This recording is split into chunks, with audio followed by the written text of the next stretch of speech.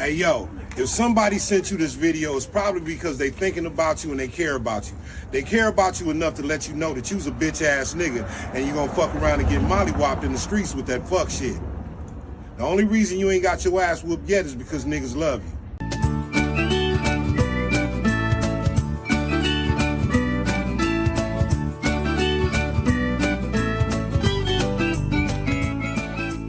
you. Welcome to Silly Wales. It has been a while. It's been a while since I've said this is a mental health podcast, and we talk about things that are a little bit on the touchy side, and that's okay if you don't want to partake, you don't want to have a listen. That is good. We're not going to force you, okay? We want you to enjoy yourselves here or feel like you've connected with yourself or with us or with the world. But if discussing things that are a little bit on the touchy side, things to do with suicide, things to do with assisted suicide, and more depressive topics, that's going to unnerve you, that's going to ruin your day, it's actually going to disrupt your flow, that is okay to watch something else. I want you to understand that. I want you to know that. There's no pressure here at all. Because this show is for everyone, but it might not be for you. It's been a while. It feels like it's been a month. Maybe it has been a month. Who knows? Hi, Joe. Hello. It can't be exact. It can't be a month, really, but it feels like it. Well, actually, now that you said it, and I'm looking at the dates and stuff, I'm like, I mean, it's not far off. So, it's been a while. Luckily, you have been able to provide something for the in between of that, which was nice for me anyway to listen to. Yeah. And so what we had in that little interim period was the Atlas Cupid show. And we'll touch on that more in the journal. But for a brief synopsis of it all, I slandered all of Midlands, banished Smethwick, whatever the fuck it's called, to the afterlife, and then sat down with Ryan and discussed his recovery. But we'll discuss that all later on. Mm-hmm. Guys, it's been a minute. We're not out of rhythm. We're not out of sync. So, is there anything I need to say, Joe, before I hit straight into mental health this week? No, it's all on you, Mo. Look at that. We never left. It's been 2 days.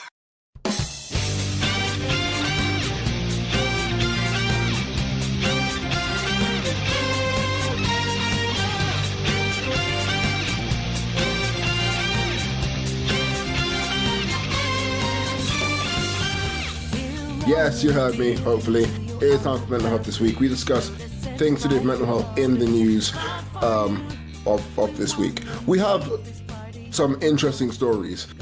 I think we stopped with 2 in the end, but it actually reached a point where we were thinking we couldn't find anything to do with like news and mental health.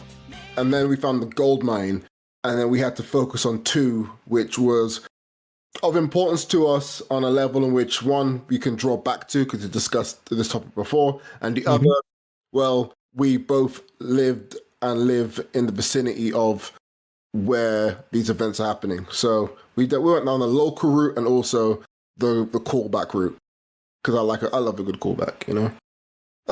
I think we're going to start off with the assisted dying update, which is what I've written on the show notes, which makes it sound like a patch for a game. But, sorry, like Tearzu, like representation of reality, like of like different animals having like during the Cretaceous patch or whatever it's called. Yeah, I'll provide another synopsis really of why we titled it the assisted dying update. We spoke about assisted dying in the bill that's coming into place within the government, and there's been an update to that bill and a recommendation of a change. Now I'm going to kick the ball to Joe. Oh no! So we talked about this in episode 36, and we didn't necessarily know how close or anything like that we were to some of this becoming more general knowledge.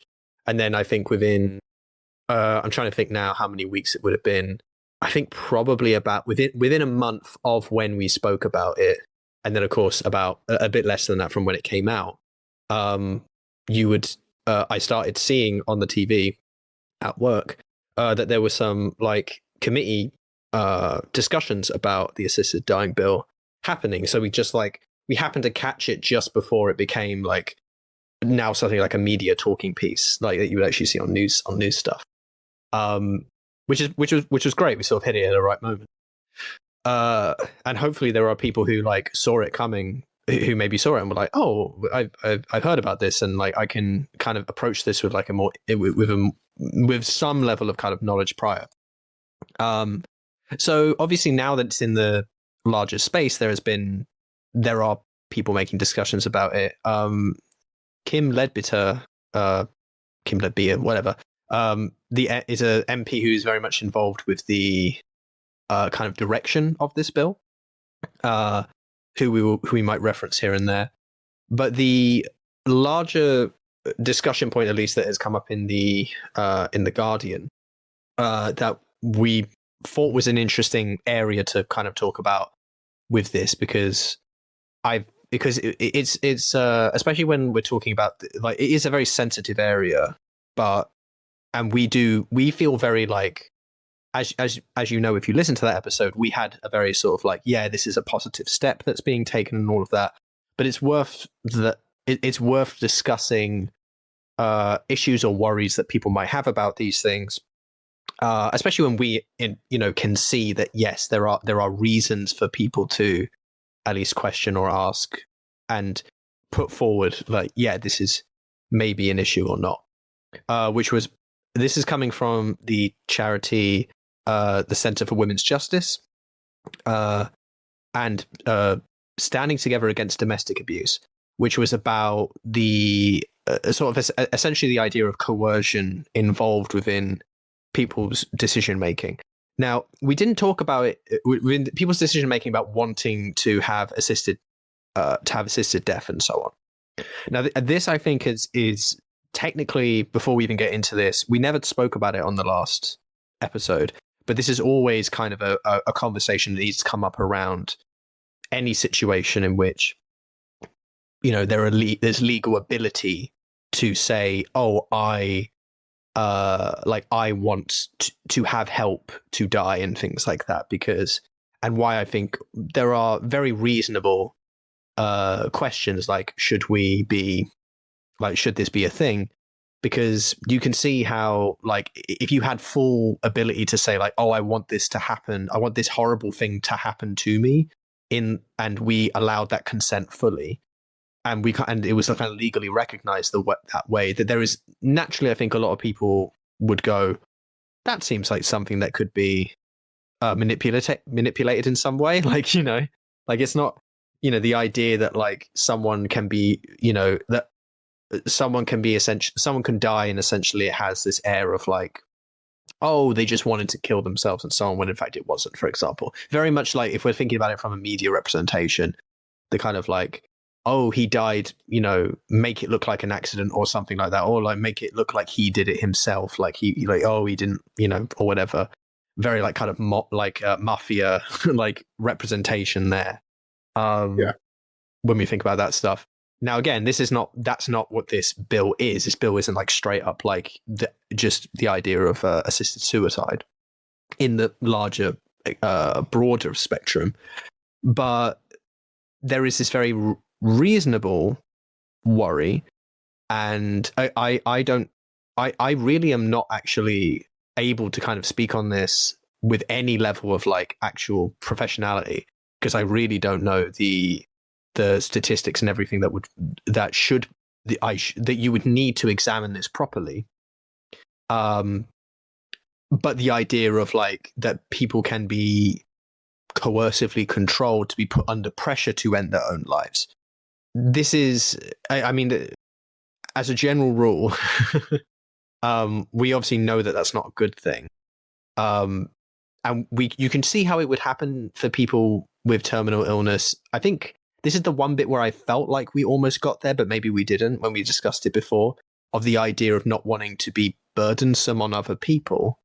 And I think that can be like a purely organic, like self created thing. The idea of like, oh, I don't want to cause this issue or this issue, therefore, there are definitely, I think, people in old age who definitely feel like this.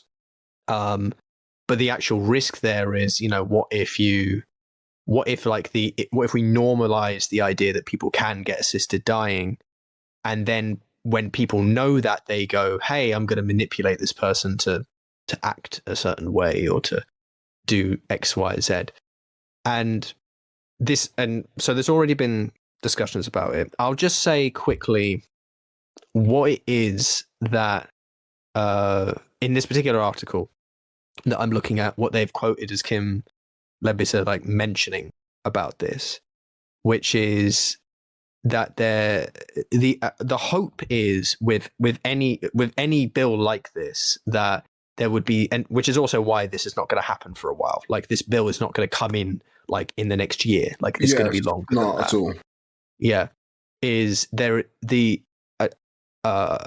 I've listened to experts and drawn from best practice to propose amendments which include an explicit role for social workers in the process and a requirement for assessing doctors to receive bespoke training in detecting coercion and pressure.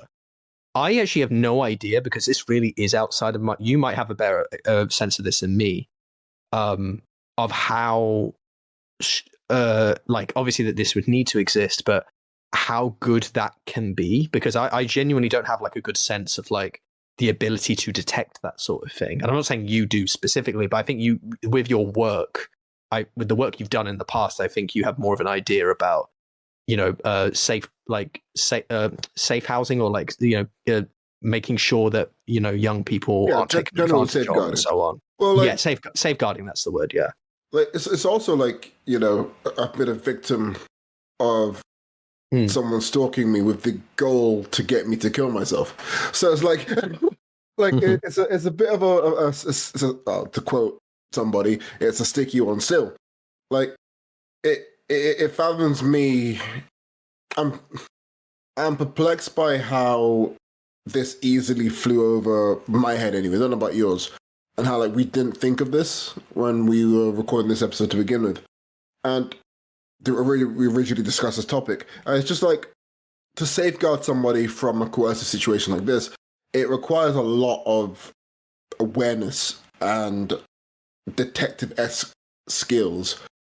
And the proposal of having a social worker be the person to sign off on this as well is interesting, because that means that we have to have a social worker assigned to you specifically, which means that someone has to look over who you are and judge that you are doing this from a good standing, I guess.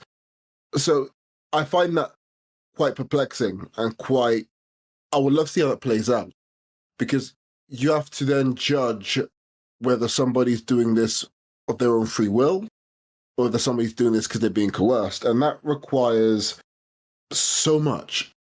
Like, because if you turn somebody down, but they are doing it of free will, you've effectively prolonged someone's, suffering. If you're right, and they are being coerced into it, the steps that need to be taken from there, it goes straight to criminal. Surely. If you're a social worker and you go, wait a second, this person's a victim of domestic abuse, it goes from this person's about to commit suicide to we're about to arrest the person who's causing this person to live their life to a point where they don't want to be alive anymore. It takes a massive leap in a different direction entirely.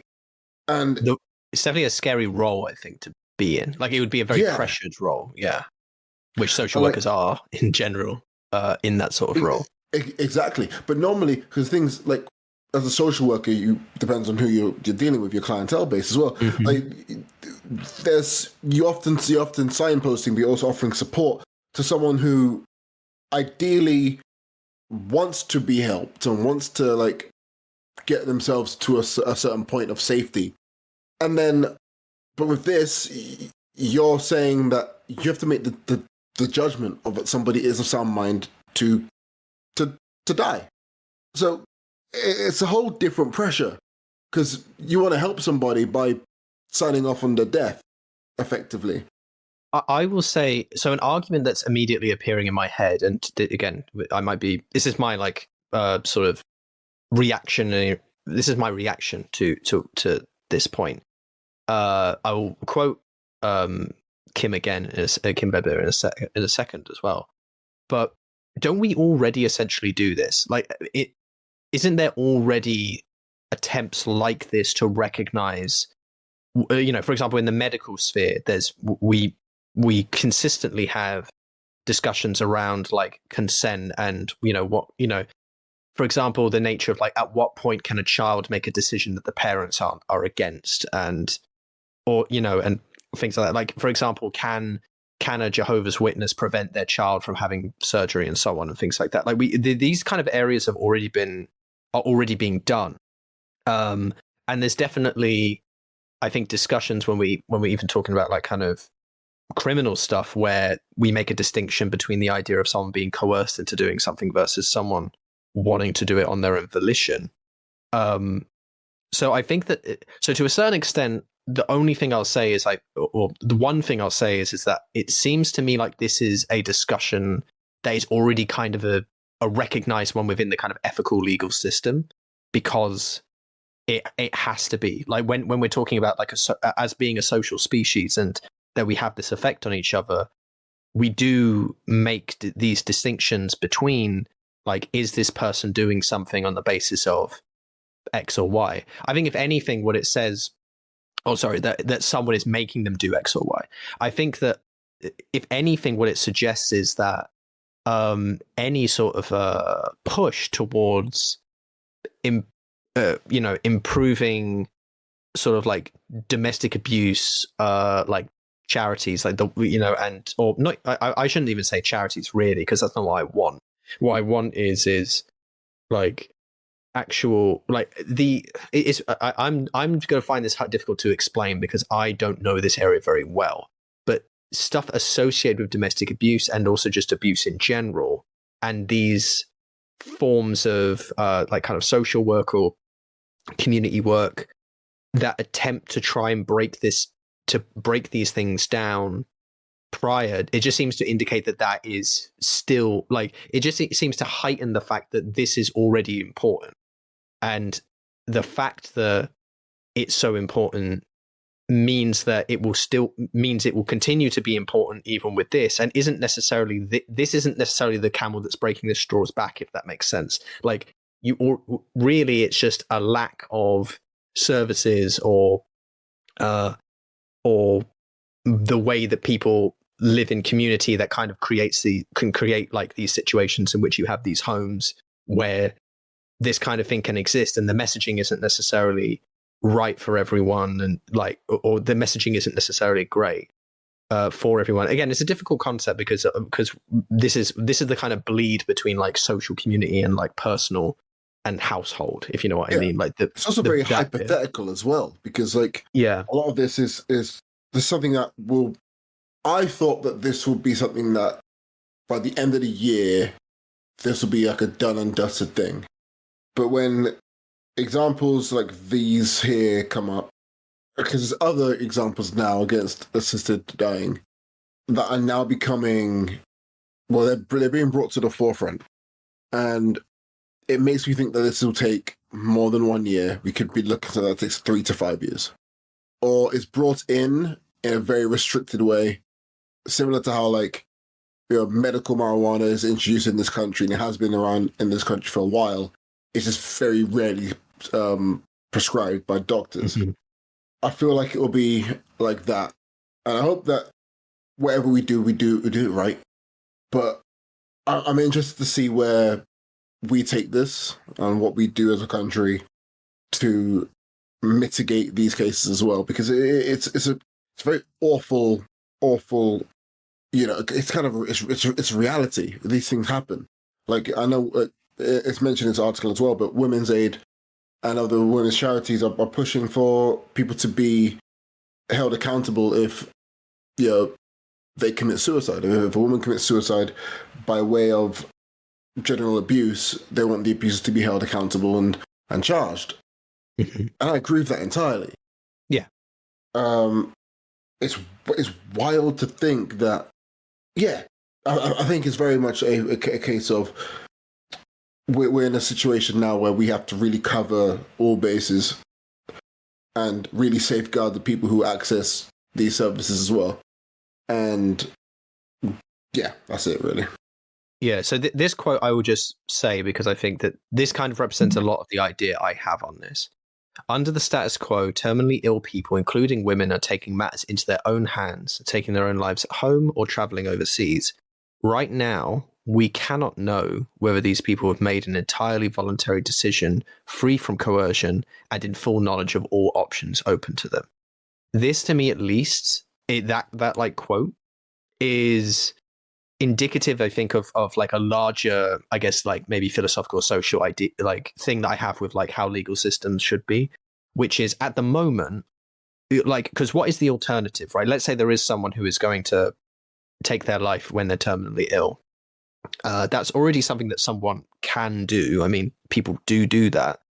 And the idea is, well, okay, so if someone is going to do that, right now there is just no way in which that can be done in a way that's like safe and, you know, and so on, like in a way that's good for them, so to speak, and in a way that is like, okay, this is happening and there isn't, you don't need like a whole you know, you don't need a whole like investigation done to check like why this person died and like and do all of this and that. So it's like a very kind of like a system by which someone can essentially express that, like, I'm terminally ill, this is suffering that I'm experiencing, and knowing that I am going to die, I've made peace with my with this, or as best as I can, but I don't want to keep suffering every day because this is just awful. So I want to be able to, you know, make this a moment that occurs. I want to have time with my family or whoever is around me that I love,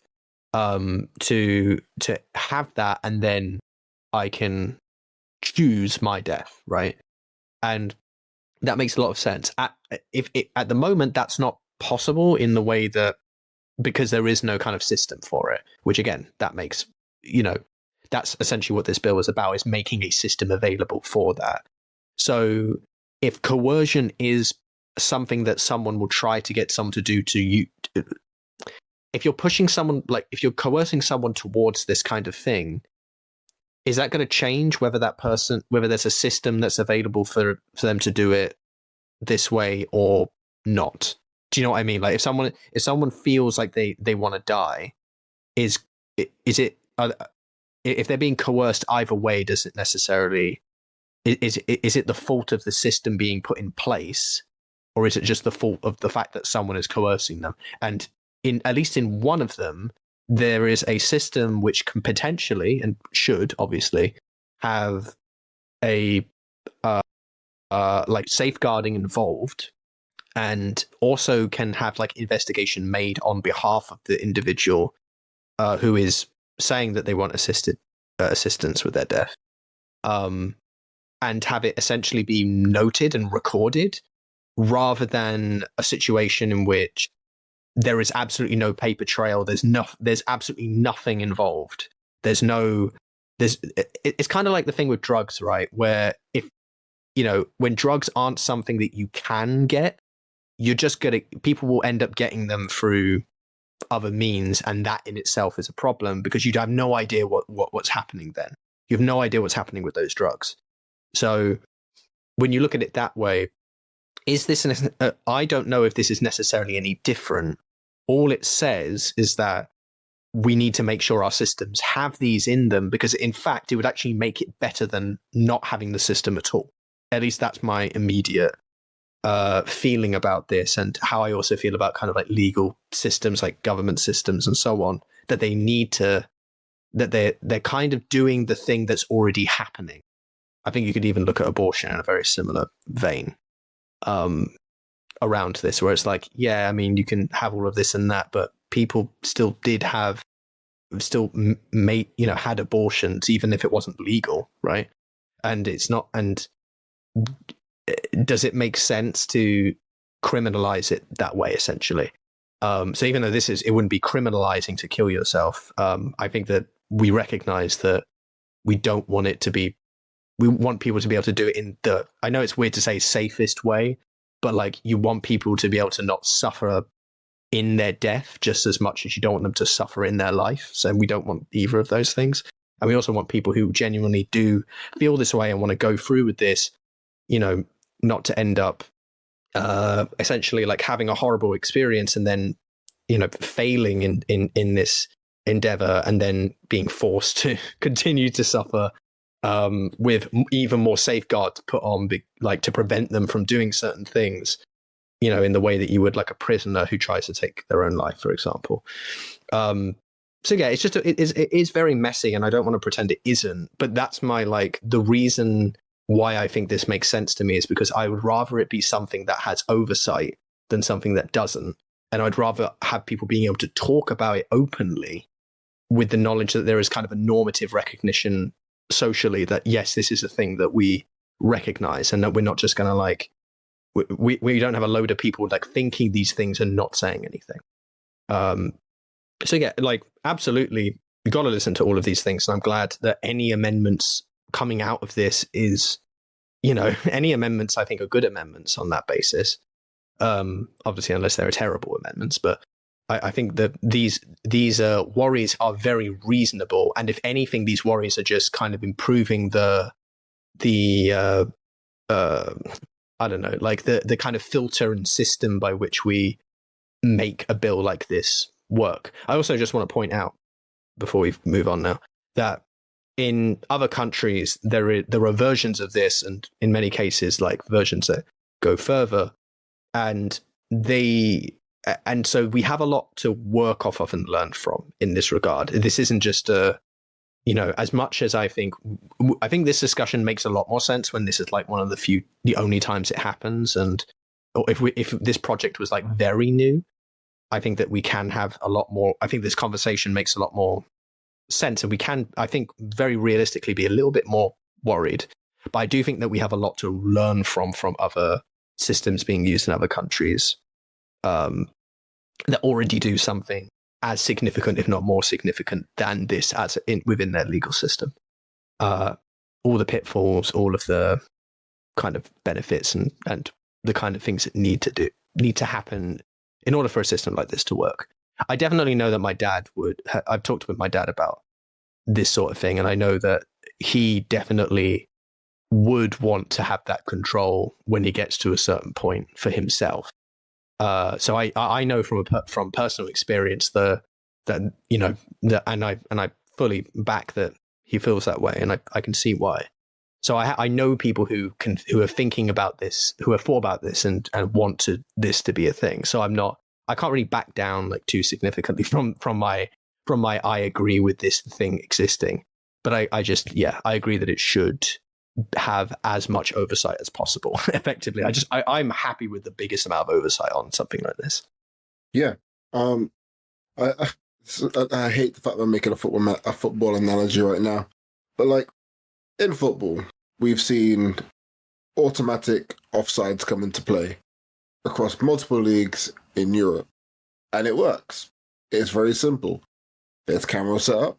If someone's offside, referee will be notified that's offside. Easy. In the UK, in the Premier League, we decided to do it using VAR, which means that people have to draw lines to check if something's offside. Now, the system was already made, and it's made to a high standard. All we need to do is take it and apply it to the Premier League. No, we have to try and do it our own way. We have to try and make it somehow better, but clearly worse. And overcomplicate something ridiculously simple. I am definitely afraid that we're going to do the exact same thing with assisted dying. That we're going to somehow make it incredibly inaccessible, or we're going to leave massive, massive flaws and gaps in the system that allow cases like coerced assisted suicide to happen. Now, I am not the most religious person in the world, but I pray that is not the case, and I pray that we actually learn from our European, I would say comrades, but in a political sense, not quite, from our European counterparts, because we can't fuck this up. We just can't. But somehow I feel like this country will.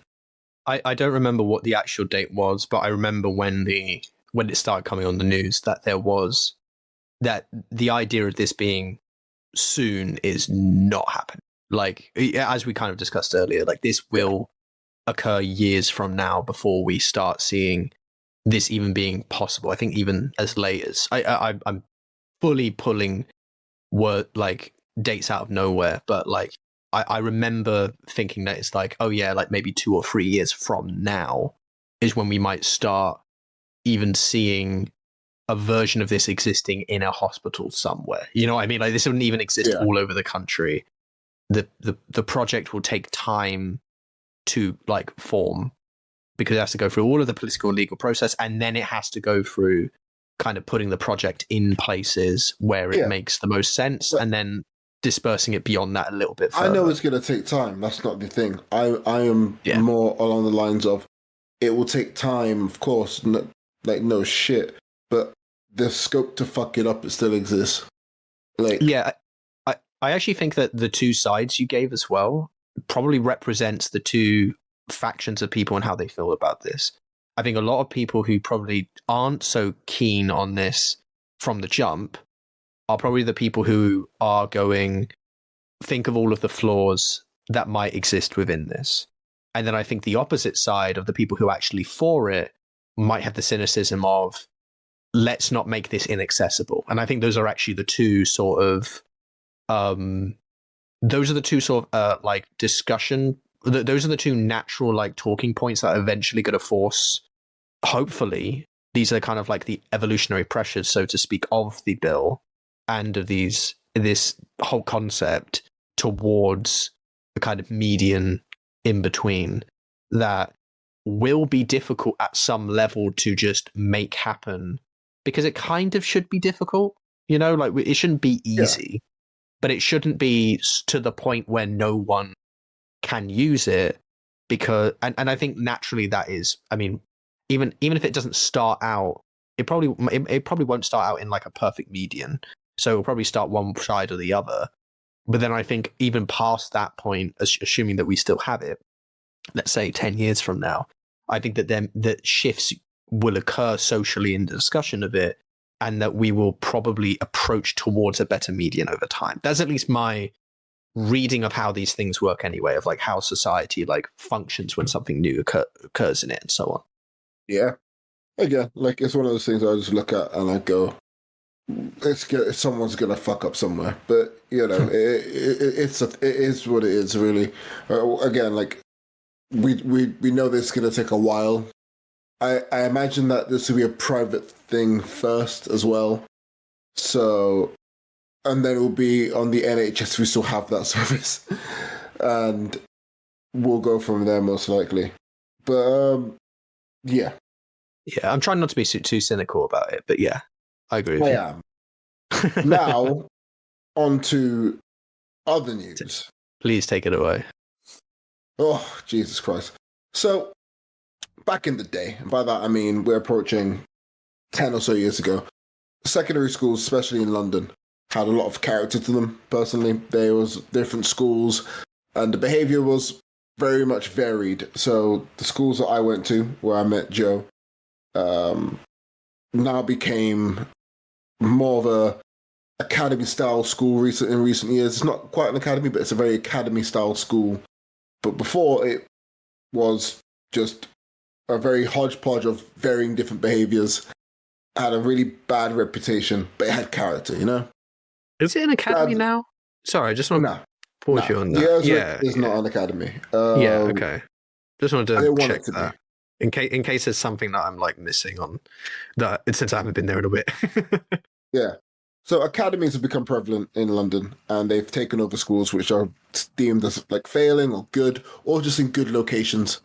And these academies are a law unto themselves. There's a thing called the Learning Trust, and the Learning Trust helps dictate pretty much how schools operate and how schools run.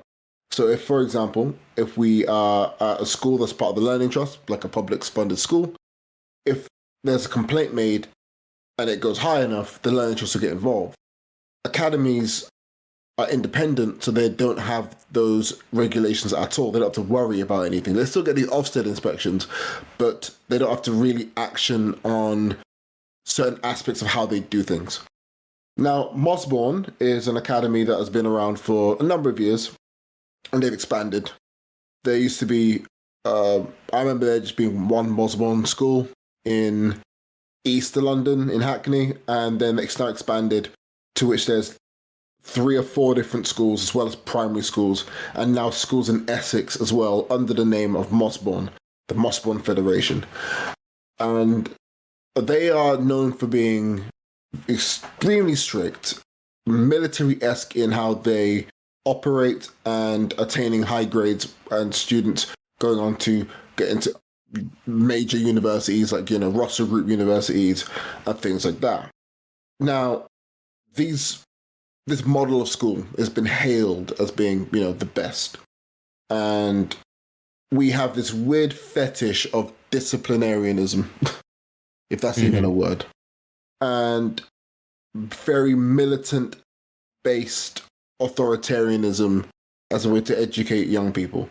It does not and has never really been proven to consistently work, especially because of how varied young people's minds can be. We all learn in different ways. We all develop in different ways as well, which means that it's very, very difficult to have this one-size-fits-all approach to learning. Academies, in that regard, are very regressive. Now, I've done all the whole spiel. Mossbourne Academy has had multiple, we're talking tens to hundreds of complaints and safeguarding concerns about how teachers and members of staff treat children. Now, I, without doxing myself, live very close to one of the schools listed. I've seen it firsthand. I've seen it. I've also had the sadness of working in that school as well. It is, as described in the article from The Guardian, it is diabolical. We have teachers on a power trip. So as per The Guardian, 130 parents of children at the school attended an emergency meeting to put their concerns to counsellors, including allegations that children were suffering anxiety due to tough discipline and shouting from teachers, and that a child was left all day in wet clothes after he was refused permission to go to the toilet.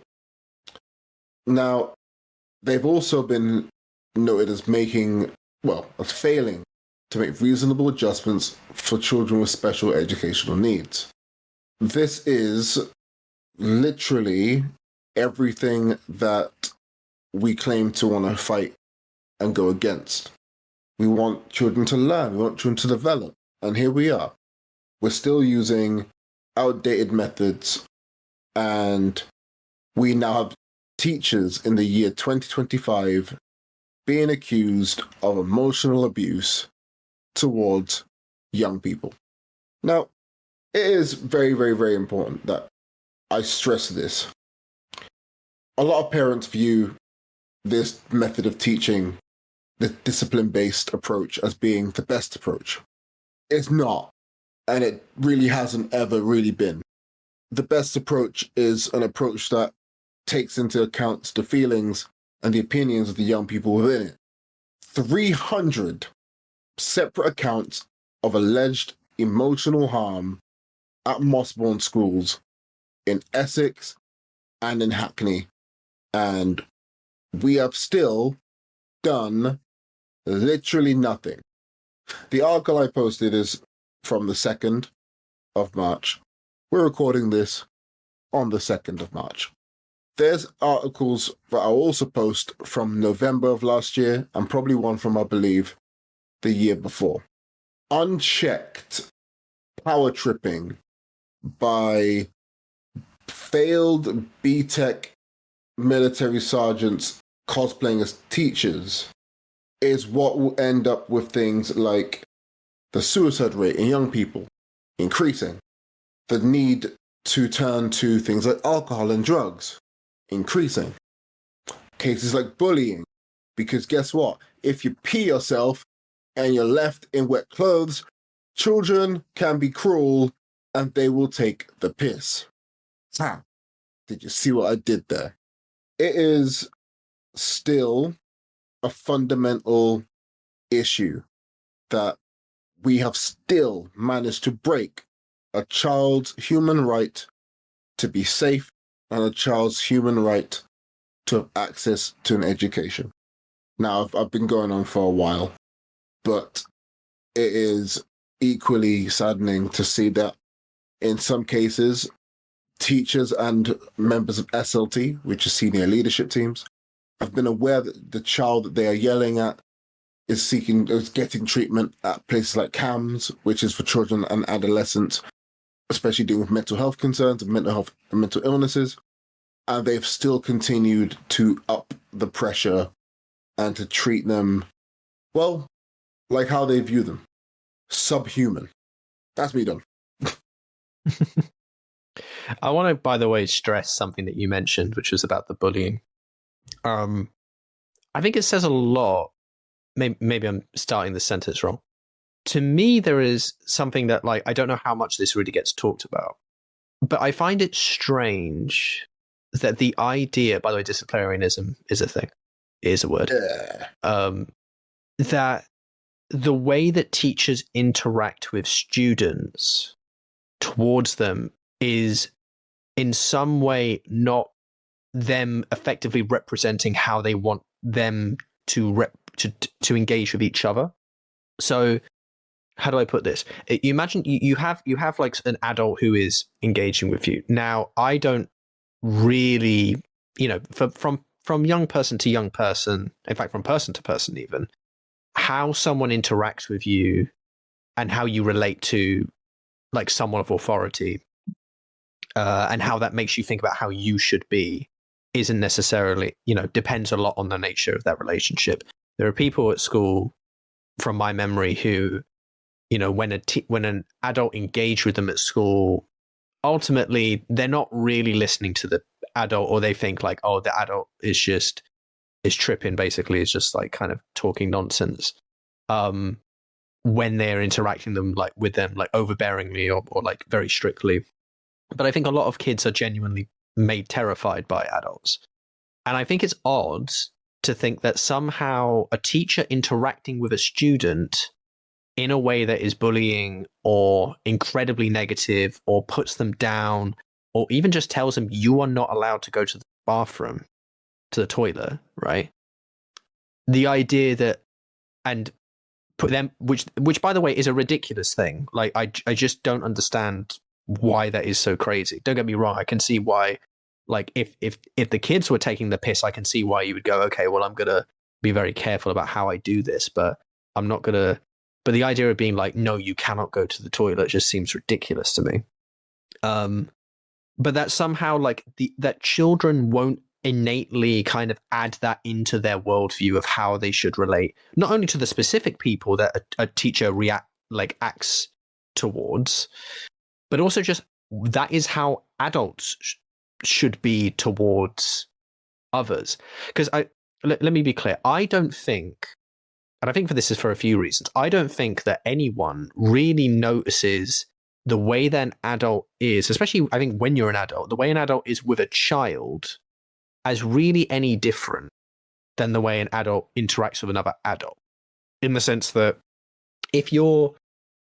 when I think of like, okay, so me as an adult talking to a child, do I think that somehow as an adult I might have responsibilities to like say something that's necessary for the child, but I don't think to myself that I can somehow like talk down to the child.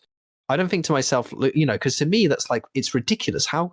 Why would I think it would be okay to talk down to an adult? Why do I think it would be okay to talk down to a child as a result? And when we say child, we just mean like obviously someone younger than an adult, like, because obviously everyone's a child. What I mean is like, someone who is younger. Why that means I then get to talk down to them, just as much as I think it would be ridiculous for me to talk down to someone who's older than me, on the basis that like, oh, they're out of touch or anything like that. You don't know these people. And obviously, like, I have to respect the fact that, you're a thinking person with ideas and beliefs and so on. and we might disagree about something, but maybe we can come to a conclusion. I'm not going to be a shithead about it. I just think it's ridiculous, and you might think, okay, well, an adult should see a difference or whatever. Which, okay, I don't agree with you, but then I think to myself, okay, but how does a child interpret the way an adult interacts with a child? Does a child think that they should interact with? Do young people think that they should interact with young people differently than the way an adult does? And then when those young people become adults, how do the young people becoming adults suddenly think, oh, well, now I'm the adult, so I get to be shitty to younger people, but now I must be in fact very different and be a completely different kind of person when interacting with other adults of my age, which again is a ridiculous concept. But why is it that we think that would occur? Generational like trauma is a real thing. It's been documented in lots of different ways, biological and social, like psychological, that kind of thing. But I find it odd to think that like the people that grew up in like the really strict Victorian schools, for example, back in the Victorian period, didn't end up being like interacting with people differently as a result of that being their education and their experience. Because I mean, you would expect that it would be. You expect that people's views are changed by like people in authority positions telling them how they need to be. And you're already going to a school for learning, so it seems it's deeply concerning to me that people might expect that there should be a very different relationship, or the idea that the relationship you have with like a teacher is something that is so different from like another adult in a position. I mean, again, we sort of talked about this.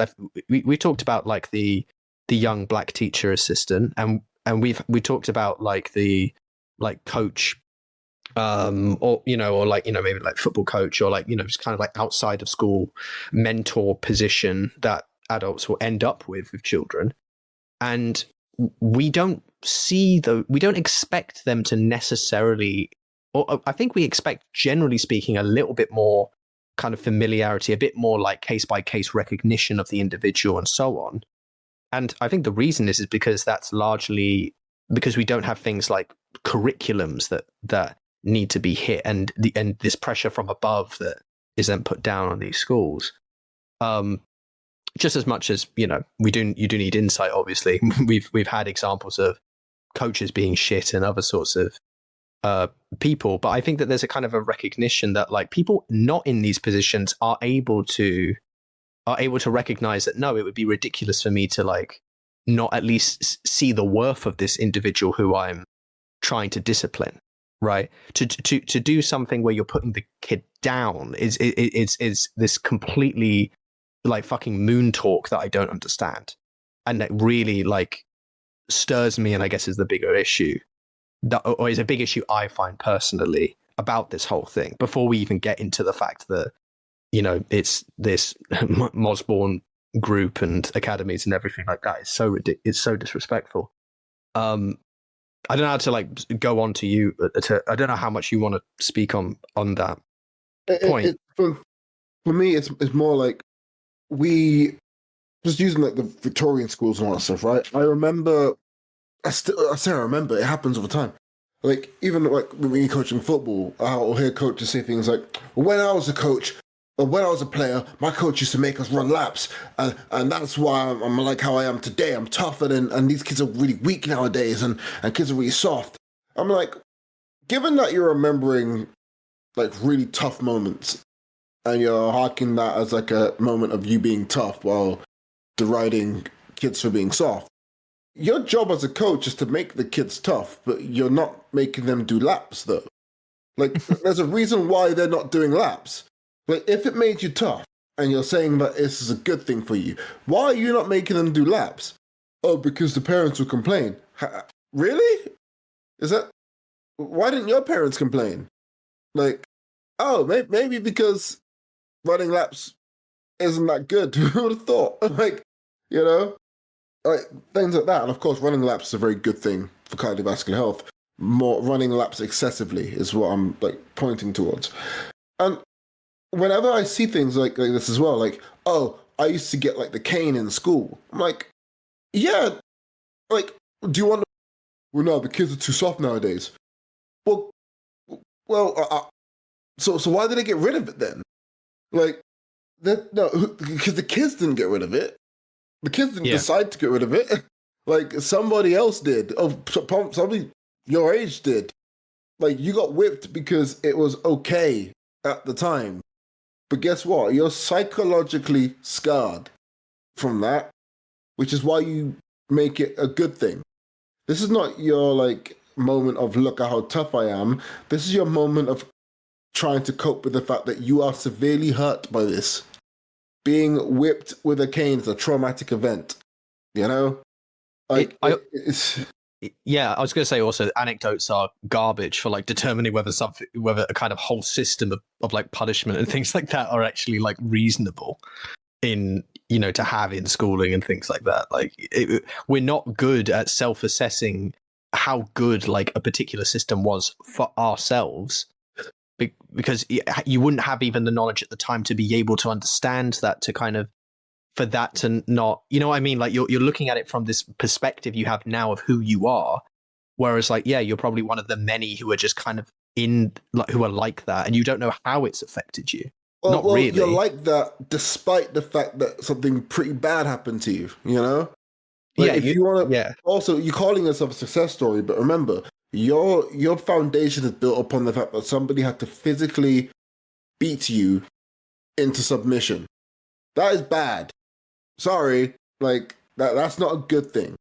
So in the same way that, you know, we read this article and we have like, because here's the thing, we actually went through this. Me and you went through this, a version of this. One of the things that was described in this article by The Guardian is the teacher described attending threatening assemblies which students were told about the long list of rules and punishments. And they said some students have panic attacks. Now, I remember having a panic attack when I went through this assembly like 6 or 7 times in my school life, because I moved schools quite a lot as well. You know, and I remember getting one of these when I went to Petchy, and the long list of rules, and I was like, I can't keep up, because like we had to have our ties really high, and if they were too low, we were given a clip on. Then all of our buttons had to be done up to the very top. Okay, cool. But I'm really bad in the heat, and like I need to breathe. But okay, no, I have to be tough, so breathing's not an option. And then you had to always wear, like, you couldn't walk around in just like a vest, not vest, in just a shirt and tie. You had to either have a blazer on, you have to have a jumper on. Fuck, Jesus, okay. Heat. I don't like heat at all, you know? We better be tough then. And then, of course, shirt had to be tucked in. Come on, like, who the fuck you think you're talking to? Joe Bananas? No, you know, you have to look presentable. Okay? Oh, and by the way, school trousers. None of that, like, dark-colored jeans. School trousers. And they have to be of appropriate length as well. Oh, and if you're a girl, make sure your skirt isn't too short. Because we're not creepy. You are. Like, it's this, and then you can't walk with more than 2 people in the hallway, and then you have to make sure that you're not covering up a whole stairwell, so you have to go in a single file. And that rule makes sense, right? Safety, don't fall into each other. But you'll be surprised when people walk at different speeds and how that works. And then you can't like walk over a certain speed. And then, when you're entering a classroom, you have to stand behind your desk until the teacher says sit down, which is a rule which I always found funny because every teacher would forget to tell us to sit down. Like, it's these are the things that like just make no sense. Because what would happen is, at Petchy, they'll say all these things, but the teachers themselves forget half of them. And then they'll reinforce them when they need to get a bit of like control back. And it's like, yeah, I get it. But still, I don't think I left secondary school with a sense of discipline. I think I left there with an overall hatred of the idea of what adult says must go. Because it's one of the things I hate the most. Respect your elders. No, Go get fucked. Like I'm not respecting you because you're older than me. You don't like. As I found out the easy way, just because you're older than me doesn't mean you know more than me. You might have seen. Heck, to be honest, you might have not even seen more of the world than me. You may have even never left like this country. So yeah, maybe you've had experiences of life. Maybe you've dealt with heartbreak. Maybe you've dealt with death. Maybe you've dealt with, I don't know, being incompetent for something. Maybe you have. But the idea that just because you say something, I have to do it because you are of a standing in a building. Nah, that's what I was taught. I was taught not to listen to anyone unless they can actually, have some sort of standing and respect for the space they're in and respect for the people in which they're trying to teach. And guess what? This happened to me. I became pretty good at working with younger people. Why? Because if I talk like a fucking dickhead, they might be quiet and listen. Cool. But they're going to leave thinking I'm a fucking dickhead. Which means nothing I say has an impact apart from the fact that they don't like me because I'm a fucking dickhead. If I then go instead and I have conversations with them and I actually build a understanding of, hey, like you guys are going to respect me, but guess what? I respect you too. They might dislike how I speak. They might dislike things about me. But at the end of the day, they'll go, yeah, he's not the worst. And also, he's not a dickhead. And I'm learning a decent amount of English now. Of Mice and Men, Jesus, can it be a boring book? If I hear a kid say that, I'm going to shoot him. But, if it might be a boring book, but it's palatable, I could deal with it. Because my teacher isn't a dickhead. Because that's what kills it. I hate Shakespeare. Why? I was taught it really badly by a teacher who's more focused on me catching up and me writing the right answers rather than me actually understanding the work of literature, the piece of literature that is in front of us. Midsummer's Night Dream, I hate it.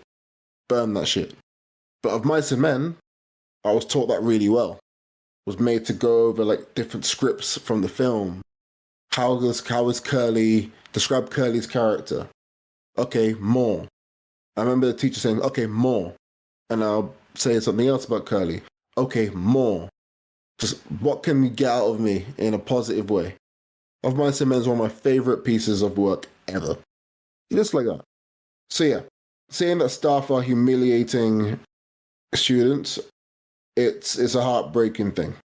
And the poor year sevens, I know. they're 5'1", like everyone's massive, and they spend half their time walking into things and people, and their voices like this, and to be like bullied by adults and older children is just sad.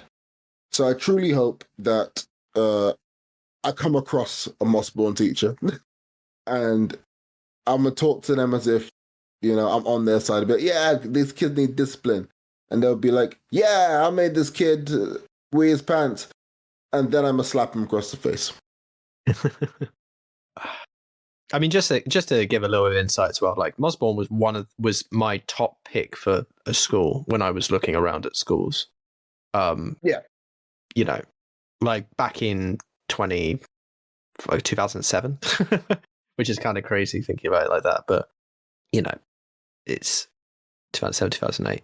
So, this at least to me is to us, it's like the fact because it's a local thing, like we just have like a kind of relationship to this. And I'm just reading some of these things, like its rules, including no special handshakes, no hugging, and no gathering in large groups. These are like such arcane like ruling and concepts. That disciplinarianism like really fits because it's just the idea of controlling everything. Actually, it also just sounds sort of like, I know. I'm gonna say it what it is, and there'll be a guy being, "It make everything about race." Suck my dick. How about that? It just sounds really weird and racist. Like, oh yeah, like the special handshakes thing is very much like and hugging actually. Yeah, you can't fist bump, men. Oh, you have to have a nice, firm, strong handshake. Guess what's gonna happen, right? Kids are gonna take that and they're gonna be like, "Ha, school's making me do this like proper firm handshake with everyone, and it's forced. And I know this because at my football club, they say you have to handshake all the coaches, and I make a point of shaking the hands of certain kids and fist bumping some of them. And like, no, you have to shake the hands of all of them. There's a reason why I don't want to shake all their hands. Why? Because they're really like anxious and just like it's really awkward when someone doesn't want to shake your hand, walks up to you and shakes your hand, because they're trying their best to not look in your eye while also looking in your eye. I don't want to look in their eye either, because I'm gonna like end up like just secondhand embarrassment. Like just fist bump me and walk away. Like, please. Yeah. No, I feel the same way. Anyway, it's so archaic. It's so ridiculous. It's so overbearing. It's clearly there is this very much this like power like fantasy that's going through some of these people, and that seems to be the case from anonymous things said by former teachers. yeah. And so, you know, it's such a like, as a parent at the very least, I want. Didn't they have kids? No, sorry. I parents, I would like to at least think of this not in the sense of like, you know, obviously like they're gonna dislike this sort of thing, but I think what's interesting, like looking through this article as well, is how there really isn't anything that the parents have against the idea of there being a school which has like, you know, that is very like that has a kind of emphasis on like kind of discipline and so on. But there's this clear line and boundary being like pushed past for really no reason beyond essentially like trying to, I mean, it's just like incredibly over policing, you know. It's like we don't want even like a small distraction of something to occur, so we're gonna it's almost like stamping out like creativity, you know what I mean, or like the ability for them to feel. And at this point at the top, where the Education Secretary Bridget Phillipson told a conference of educational trust that the children feeling a sense of belonging at school was just as important as attaining good grades. Holy shit! I mean, just a sense of belonging seems to be like one of the most important things you need, because I think, you know, probably like the absolute majority of reasons why kids don't do well at school is entirely because of that line. Like, I mean, if not all accounts almost are like, you know, are something like that. I mean, for me, that was like, you know, why I did struggle at school as well. You know, like the struggles I had were different, but I, you know, and why I struggled and so on. Yeah, exactly. Like I can't think of like a more apt reality check of why, and I just can't see how some of these kind of like disciplinarian attitudes that are so so overburdening and so on, are just like are expected to be, you know, are expected to be like, oh, it's worth it. And it's like, no, I just can't. Like, it's so easy to just push someone into a position where they will hate learning and education for the rest of their lives as soon as they're allowed to leave it. I 100%. I mean, this is why so many people hate maths, because it's taught shit. And I say that as a person who loves maths. I know it's taught shit. Like when I was teaching kids maths in different contexts, I'm very, very particular about how I do it, and very particular about how I engage with the topic, because I used to teach like people in my class math stuff all the time. People used to ask me questions, I'd go over and help them. And it became so normalized that the teacher was just like, yeah, sure. Because I got good at it, right? And I can see just how bad it is sometimes, and how when I wasn't allowed to do that, how significantly people didn't understand what was going on and never got an explanation. Like, never got an explanation that was like actually attempting to try and help them. You know what I mean? So it's like, okay, clearly it doesn't.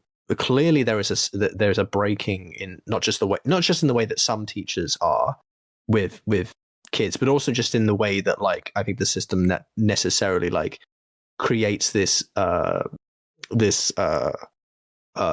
checklist essentially, which is then used to determine, whether a school is good or not, when in fact actually having a school where just the kids want to like feel safe and secure being there is probably the most important aspect of it. Like, fuck grades at a certain level, but like to a certain extent, but like you should want your kids to feel happy. Like when they're not with you, you should want them to be happy and safe. And I just don't understand how that could not be like your utmost, desire for your children.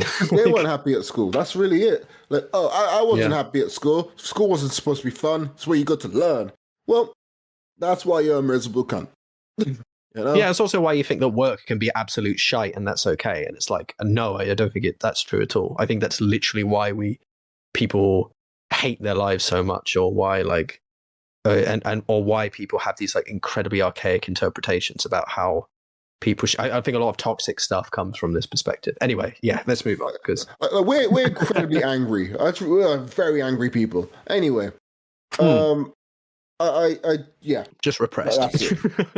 That's it. We've already gone like well over an hour, I think. Okay, and I think it's time we now move to old school City Wales. It is time for the journal.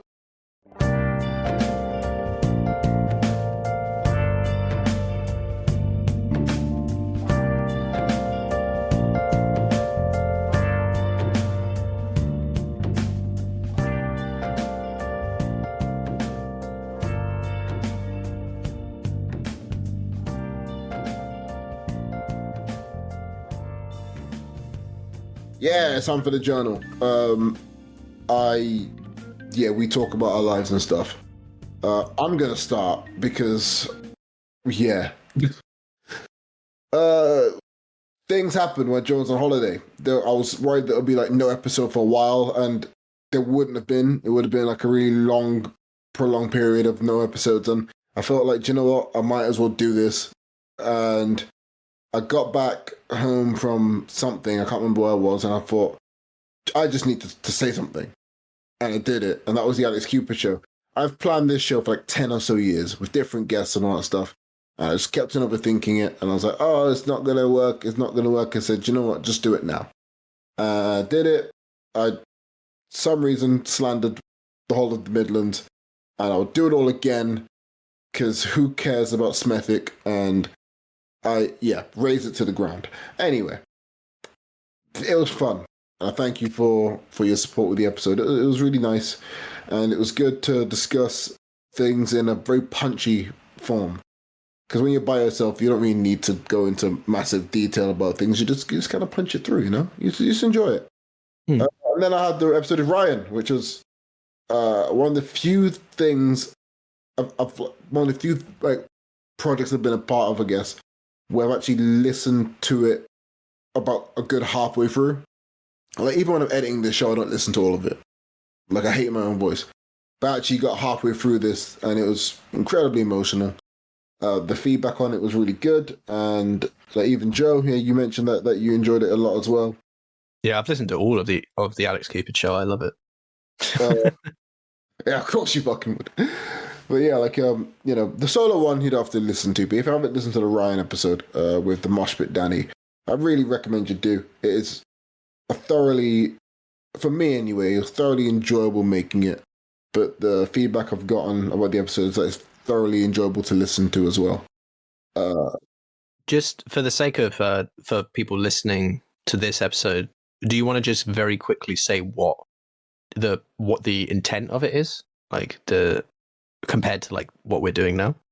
Oh, or just like, I think every now and then, because there is no intent. I think whenever Joe goes away on holiday, this show would exist until further notice.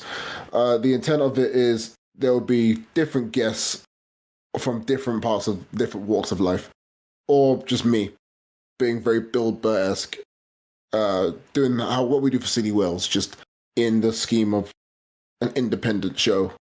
It's not gonna have its own feed unless it gets big enough that it has to have its own feed. Do it alongside City Wales. But I don't see that happening for a while. I just want to enjoy. To be honest, Silly Wales is number one. So this is like a filler. It's like a spin-off show that exists in the universe.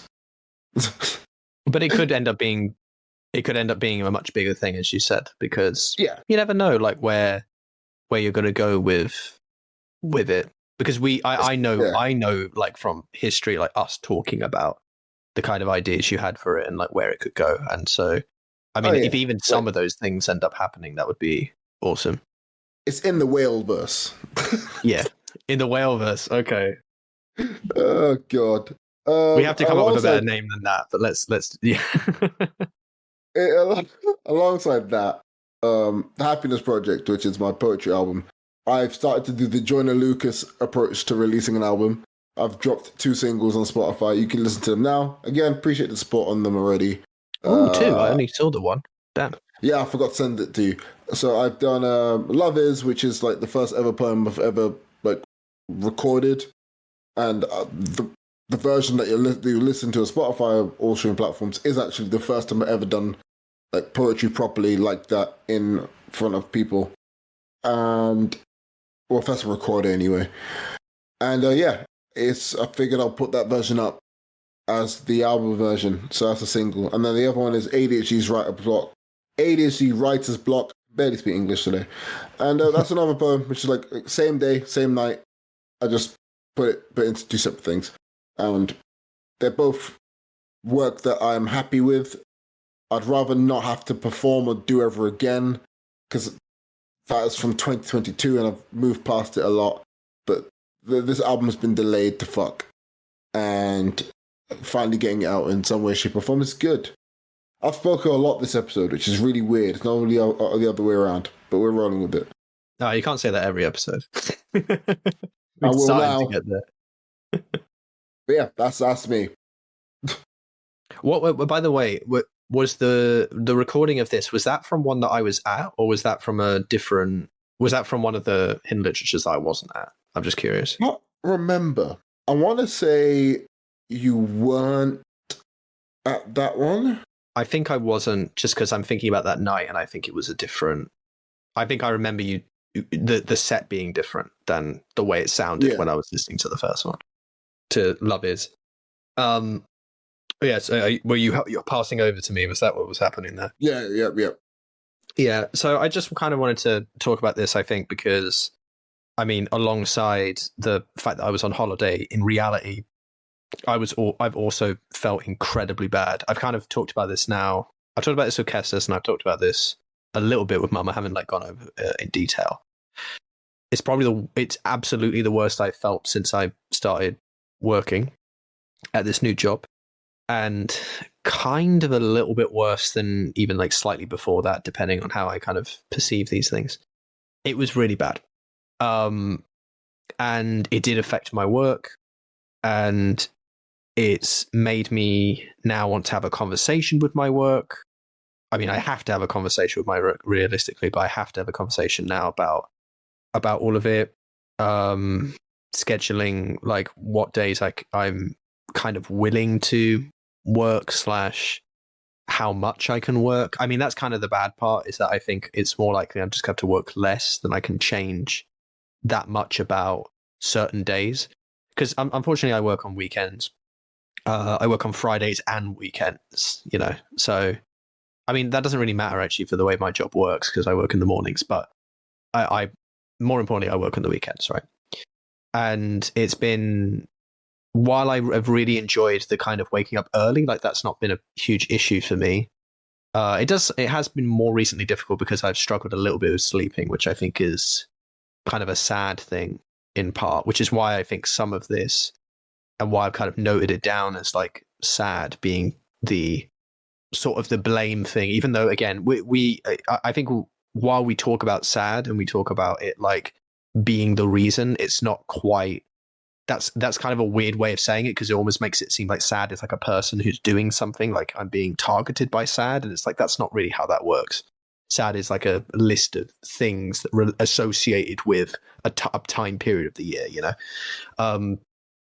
and related to other sorts of symptoms in relationship to an underlying difficulty or issue or whatever, including the fact that I've bought some vitamin D tablets, and I'm having extra on top of the vitamins I was already having. just to make sure that that's not being a problem. I'm trying to make, even though today I am up later, it's because I'm not working tomorrow. And I do want to try and like be going to sleep earlier and eating a lot better. So I'm trying some stuff, but I also know that, you know, there was a lot of like kind of psychological, like once I went downhill, like once the hit me, the mind then kept going. You know what I mean? Like the mind really like kind of fucked things up for me and caused a lot of issues and made me very, very difficult to get a hold of and make me very unproductive and made me just, you know, not someone that you can maybe not feel like me at all. You know, like I felt really much like a hollow husk. I haven't been even eating properly recently. So and I genuinely feel I'm only now kind of physically getting back to a state of what feels like health. Like I feel like I ate, you know, a meal a day at most kind of thing on some days. So that's good. It's actually also the reason why that I'm not going to do that I'm not going to be fasting, because it is currently that period of time, or it's about to be. Sorry, but I can't actually remember because I already made the decision I'm not going to do it, so I've not been paying attention. Ramadan's already started. Yeah, that's what I thought. It was either the 4th of March or it had already happened. I just couldn't remember which one. Because I was like, oh, it's like basically it's the month of March. It's like the 1st to the 30th, I think. So yeah, I'm not doing it this year, which is a shame because I did want to, but like with the way that I am, I'm just like I can't bring myself. Like I literally need to like eat and and probably gain a bit of lost weight. Which again, it's also sad because I was on holiday and had a really nice time, and I feel like would definitely actually helped me at the time, but also shows that this was definitely like something kind of burbling in the background, so to speak. Luckily, things are getting better.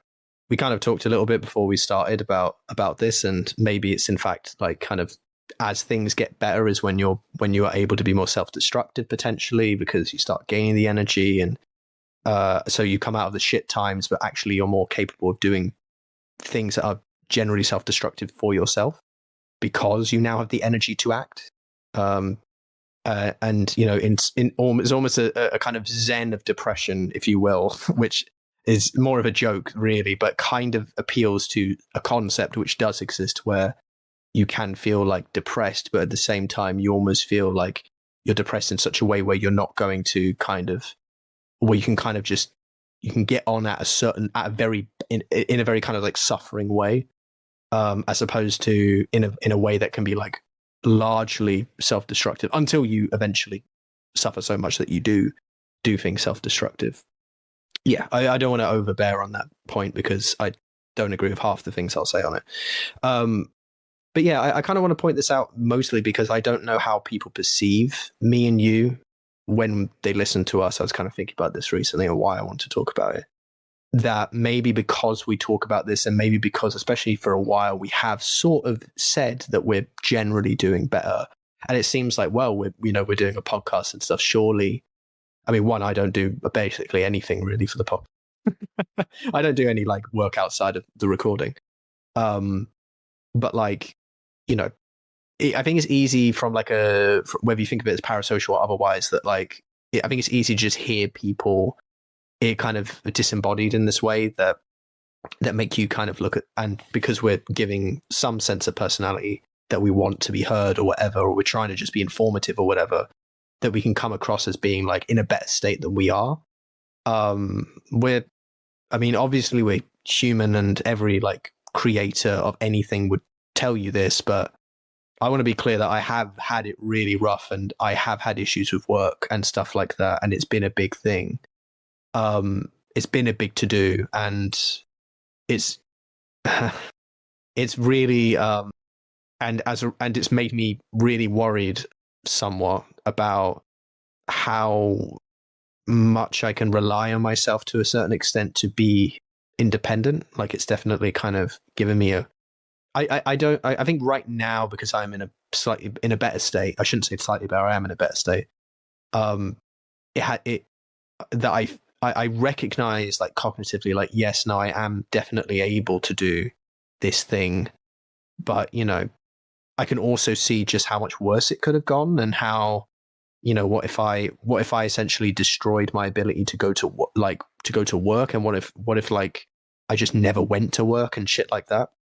I just gave up and then just didn't say anything, like with the avoidant behavior patterns I've had and so on, where I'm like, shit, okay, this could be like, and thinking to myself like, okay, can I really, am I, the kind of statistics about people who have autism, especially around their ability to hold like a full-time work, is, the statistics on it are really low. They're pretty abysmal. And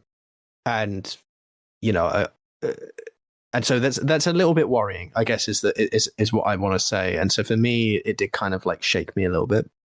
I think more than anything, to be honest, it's made me just really want to not work at this place. Not just because, even though I think I'm coming back around to maybe being able to appreciate it in, especially compared to my old job, but I also kind of want to stress that sort of part of the reason, for that is things like, I don't want to work on the weekend anymore. And I don't want to, I want to have the ability to have a life in a way where I can interact with others, in a way. I want to be able to have a weekend day with my friend, which I know this is going to sound crazy, but me and Kessa, still having lived so near each other, have never actually really had the opportunity to just go out and do something for an entire day, because we have never been in the position where me and him like have both had like a day off, apart from like apart from like his birthday,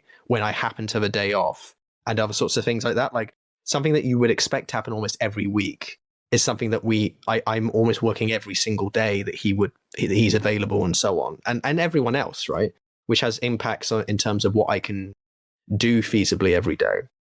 And even though, yes, I absolutely could do so many things, I just want to point out that I'm obviously not in the best position to be able to take advantage of that, because I'm just not good at organizing myself and looking after myself and so on. And so I do need a bit of help to do that. So it would be nice if I could have a schedule and things like that allow me to do that as easily as possible. And I think even as simple as like a 9 to 5 would be significantly better, because at least I'm on the same schedule as everyone else. At least I have the same kind of thing going on. So yeah, that's just been my kind of like recent thinking, that I really do want to get away. I also want to get away from a physical job. I want a job which is, even if it's shit, like I know a lot of people complain about like office jobs and stuff, but like I think I honestly, I think there are lots of different organizations I'd be very happy working for.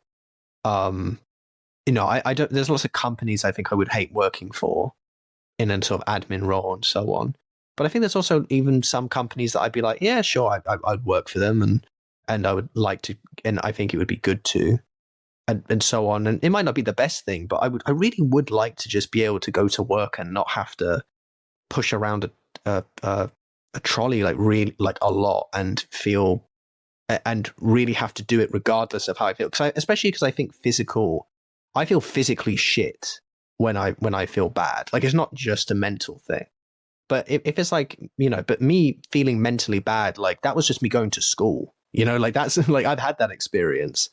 And to me, it's like, yeah, when I feel physically bad, I feel physically sick as well. Like it's a whole full body experience. And that has been the worst recently. I still feel that hollowness inside me right now. And I'm trying to, and again, it also, I fuck up eating and all of these other things that make it really difficult to look after my body and so on. That makes a physical job like this like really difficult to maintain. With that kind of sustainability and stability, I think that's the right word. I don't think I'm emotionally stable enough as it stands to be able to carry that out. So yeah, that's at least my general feeling, is that something has to change at work, and I'm going to chat to them about it, and I'm going to try to be as clear on this as possible. And I mean, we'll see what happens with that, to be honest. Like that could, lots of things could happen. I'll try and get back about it. And on top of that, my general feeling is that I really do I want to just start looking again. So I am looking at jobs again, because I don't think I don't think it's not just that I've hit a wall, which I definitely was talking about and saying that I wanted to be prepared for. I think also that I really just want to get out of a job, which I think, largely speaking, is the hardest one for me to, a kind of job which is really hard for me to carry out when I'm feeling shit. Like, I think there's just a lot of jobs where I can do it even if I'm feeling shit, in a very different way to the very physical, the entirely physical job, largely speaking, that I'm doing now. And again, I am feeling a intellectual wall of, oh God, this is boring, this is shit. Yeah. So anyway, that's my whole thing, and I wanted to make that clear and known. And hey, if you're feeling like this, like, know that you're not alone, and we fuck up, and certainly I fuck up a lot. And I'm actually reaching a point of kind of self-love with that, and knowing that, yeah, that's fine. Let's just try and take that fuck upness and then like realize, like, well, you fucked up for this reason. But but the fact that you fucked up isn't like a denouncement of you. It's a recognition that what you're doing isn't right for you. And so you need to change, and something needs to change. And in this case, like, I am trying to change myself by trying to be better about sleep, food, etc. But I'm also recognizing that I can't just change myself, because that's not the only thing affecting me. There is an environment affecting me, and I want to change that environment. So try and do all of these things, balance all these things, and also, talk to people more. I mean, that's a larger project I'm trying to do, but yeah, anyway, sorry, went on a bit long with that, but I don't know why I wanted to give that kind of a sincerity that I was worried might not be there. In some, like, if some people heard it, they wouldn't necessarily realize how sincere I was trying to be about, like, yes, I've had it real shit, and it's affected me negatively, and I don't feel comfortable entirely talking about it until maybe later on, where I might go into it more, like, a year from now, or half a year from now, or whatever it might be, if it comes back to me. Yeah. Yeah, no, like, because like we were both discussing that we've been feeling somewhat similar as well, and it's like there's I'm very much in a very bad, relatively low mood, I guess, and it's like, oh God, and it's, for me, it just feels like things don't go well, and to cut a long story short, we were discussing with both you and funny of Ryan about getting that win, about needing a win, and it's like every single setback feels more monumental than the last one. Yeah. Because I'm desperate for like that moment of like reprieve, I guess. And it's like, I just want to be able to get that, and I can't.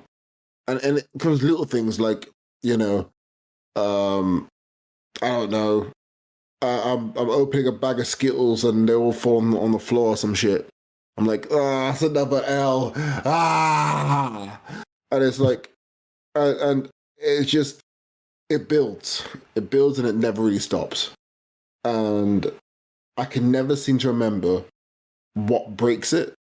And I never know if it's a win that breaks it, or whether I just stop caring and then I pick up little victories here or there and it just kind of equals itself out. I don't really know. I never really remember what breaks it. For me, it's very gradual. Yeah, it's like very gradual, not to me, it's not ever an event. It's like, it's just something that occurs when I guess my ability to sustain that feeling becomes impossible. Like, I just can't anymore because of the energy it requires. And then like things shift as a result of that. And yeah, sometimes I'm just an idiot, and it takes time for me to think out of my own irrationality, if that makes sense. Yeah. I've lost all sense of words here. Is it time to move on to recommendation station? Yeah, I will say, actually, my when you were talking there, if you heard my ringtone gone off, which you might not have, that was actually my mum saying, "Be nice to talk. We'll be back home tomorrow mid-afternoon, so I'm going to chat with her tomorrow." I didn't hear the ringtone at all. There you go. Oh, okay. She's on holiday in Oh, I didn't say we went holiday, by the way. We went holiday to Haversidge, which is spelt like Hather and then Sage, Sage. All one word. Really nice place. I swear that I'm going to move up north. I think we all should move up north. It's fucking beautiful up there. And you can fucking buy a house or like get a mortgage for one, if you know what I mean. And, and you actually can get places that have connections to these, to cities and stuff. Some of these cities being really nice cities. Yeah, honestly, it was really beautiful and lovely. I highly recommend like the Peak District, which is where we were. It was brilliant. Yeah, look at that. With that being said, choo choo! It's time for recommendation station. Which one of us should start? Me. Go on. You should, yeah. Because your one is more involved. Jesse Marsh, one of my heroes in the world of football. He recently gave an interview where it was part of like a panel on the state of football or soccer in Canada, and he was asked about the general rhetoric surrounding Canada becoming the 51st state of the United States, made by Donald Trump and the Trump administration of hatred and fascism and all that utter bollocks. And Jesse Marsh, like, is someone who I follow a lot, and from like what I know of him politically, he's, he said, I believe he said he's socially quite progressive when it comes to like the economy and things like that. He's fairly, central to, not, I wouldn't say Republican, but more along the lines of like leaning towards the right side. And I figured, okay, well, there's a man who's going to be like, Trump is my king. I wouldn't be surprised if it's him. But no, he actually went the complete opposite direction and went, I wouldn't say like, he's ultra woke or anything like that. That's not at all the rhetoric one I would use into how I would describe it. I think it's more common sense. And he explained very, very, I think dutifully, being the word, about why the rhetoric surrounding how we treat our allies, how we treat each other, is really important. And in a time where there's a lot of hatred, he really did stand up and go, hey, I'm the manager of the Canadian national team and I'm American. And I feel like this is disgusting, humiliating, and just downright sad. And it is one of the messages that we definitely need to hear. And you guys might think, especially if you're from the UK, you guys might not think it's important, but I think it's really important that we hear messages from people who, especially who don't maybe fit the bill of what we view as a progressive or what we view as a progressive action. But it takes a lot to be someone of a certain standing as well in what is a very tumultuous sport. A sport where people can love you one minute and hate you the next. So to ride that out and go, hey, I'm going to go against my own country here, I think is really important. So you can give that a listen. It's 2 minutes long. Me talking about it is longer than the actual video itself. But yeah, that's it. As always, we got to do that. My recommendation is I think I struggle to talk as long as one of the things associated with this. So the Within Reason podcast I've described before, I recommended it. I can't remember how long ago, but I did recommend it. And I was listening to one of the episodes and thought, you know what? This person's come on this podcast twice and I've really enjoyed both of these episodes. And I thought, I want to recommend this guy because he has a whole fucking YouTube channel and he's a professor, a doctor, I should say. I don't know if he's a professor. And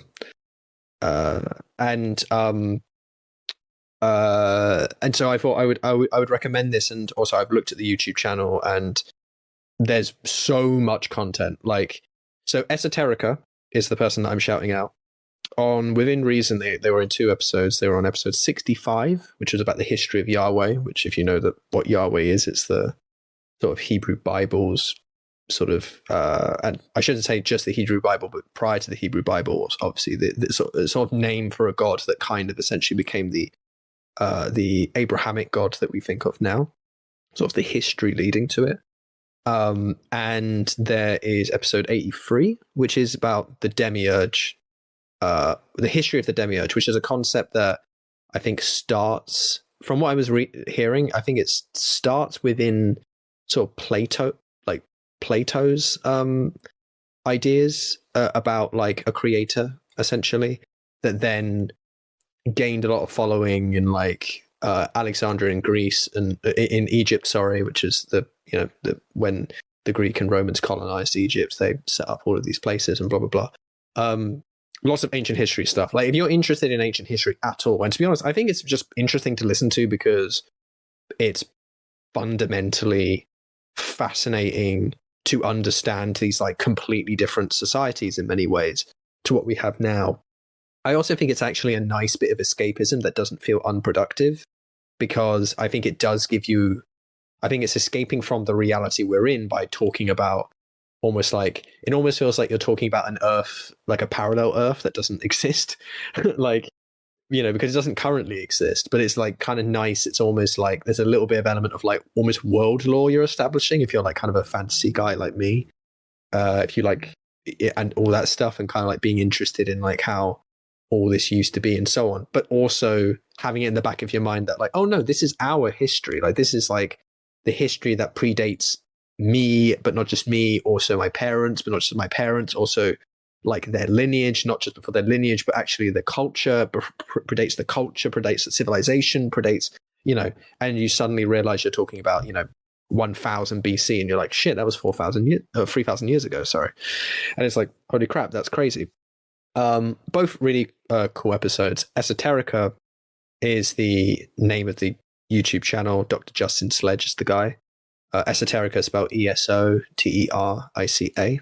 I think it's called also, if you're from the YouTube side of things, because sometimes like in the URL it's slightly different, in case you're just making sure that you got the right one. I think it's the at the Esoterica channel, but Esoterica works fine in all caps in the or not in all caps. Honestly, just extremely knowledgeable about ancient history and stuff and theology. And specifically, their work appears to be very much around, more to do with like is more like philosophically, more about philosophy and theology stuff. That has been really cool. And for anyone wondering if if any of this is like confrontational to like your own personal beliefs, because I've already talked about some things that some people don't like talking about from a religious standpoint. He is actually Jewish, and he is of a particular movement. He's part of the Reconstructionist movement of Judaism, which I've been reading about before the podcast started. And it's quite interesting to see what that's about. But yeah, and he has opinions sort of based upon like the knowledge that should exist around this, and so on. So this isn't like a specifically, I tried to say this, and I think the Within Reason podcast does this, and I think me and Alex have talked about this, that we are not like anti-religious, like some individuals on the internet are. And I think this is actually a really interesting like cross connection, where I think there really isn't a reason not to be interested in this history, even if you believe that, like divinely we didn't like kind of have the correct interpretation until a certain point in history. Like that's perfectly fine. If that's what you want to believe, then that's what you believe. And yeah, so it's brilliant. Anyway, I really recommend it. I'd actually recommend it to you, Alex, as well, because there's some of these videos are long, and they give me you know how you say that you like to, I don't know, obviously if everything is a subject that you want to be interested in, you would be that interested in, but I know that sometimes you have like these, like you really like watching these like essays, like YouTube essays that are long and just get to listen to them in the background or whatever it is.